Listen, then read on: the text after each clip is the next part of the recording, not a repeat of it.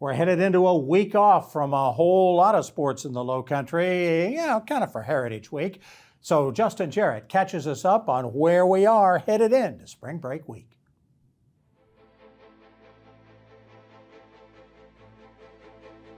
Hey, it's Monday, so it's time for LowCo Lights on WHHI, powered by LowCoSports.com.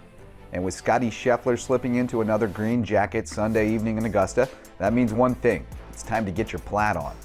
It's the best week of the year on Hilton Head Island as the RBC Heritage presented by Boeing returns to Harbour Town Golf Links and brings perhaps the most star-studded field yet.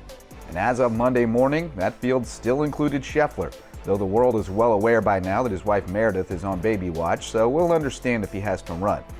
Scheffler opened as the favorite to add a tartan jacket to his closet, but he will have competition from plenty of big-name stars, including Rory McIlroy, Xander Schauffele, Patrick Cantlay, Collin Morikawa, Wyndham Clark, Jordan Spieth, and defending champion Matt Fitzpatrick, among many others. And there's no cut for this year's signature event, so the world's best will be here all week, unless their wives go into labor, of course. And Heritage Week means it's spring break for local schools, leaving us with a limited schedule of high school sports this week, but we had a busy Friday night on the LowCo sports team. Team LowCo's Wes Kerr spent the afternoon in Sea Pines, taking in a Skiza baseball showdown between Hilton Head Prep and John Paul II. It was a defensive showcase with Prep's Jackson Stanyard going the distance on the mound and striking out 9 Golden Warriors to help the Dolphins hang on for a 3-2 win. Connor Campbell and Tyler Britchke each had 2 hits, and Sammy Middleton drove in a run for Prep, which also routed St. Andrews in a doubleheader sweep Saturday. In other baseball action, Patrick Henry routed Andrew Jackson with Sims Brunson tossing a complete game.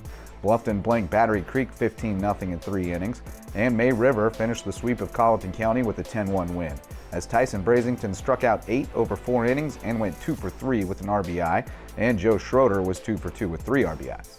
Hilton Head Christian Academy's baseball team hit the road to Columbia for a 2-game set with Class 4A Power AC Flora and came home with a split in 2 competitive games, falling 6-2 on Friday before beating the Falcons 5-3 on Saturday behind a terrific outing from left-hander James Crosby. Dylan Clark's 2-run blast ended up being the difference for the Eagles, who look like a serious state championship contender in Skiza 3A. May River's softball team is also gearing up for a potential postseason run, and the Sharks had the bats ringing this weekend. May River racked up 19 hits in a 26-8 win at Hilton Head on Friday and jumped on Colleton County early in an 11-2 win Saturday to keep pace in the Region 7 4A race.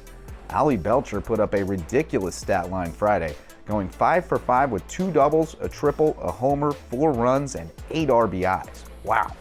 Olivia Nagel was the star against the Cougars, tossing a complete game and going 2 for 4 with a double and 2 RBIs.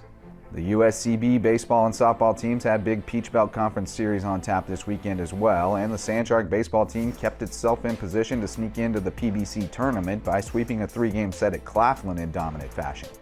USCB racked up 49 runs in the series and smashed 4 home runs, its first 4 of the season, with Julian Galassi going deep twice. One more home series this weekend against Flagler before a 3-game set at USC Aiken, where the final playoff spot is likely to be on the line.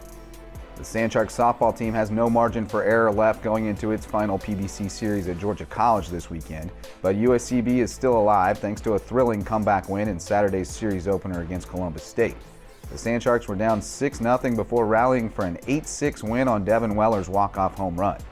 Sandsharks need a sweep this weekend and some help in the form of USC Aiken sweeping Georgia Southwestern. Stranger things have happened in sports.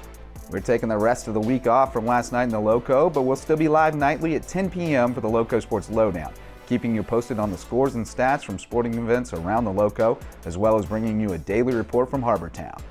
For LowCo Sports and WHHI, I'm Justin Jarrett. Until next time, go LowCo.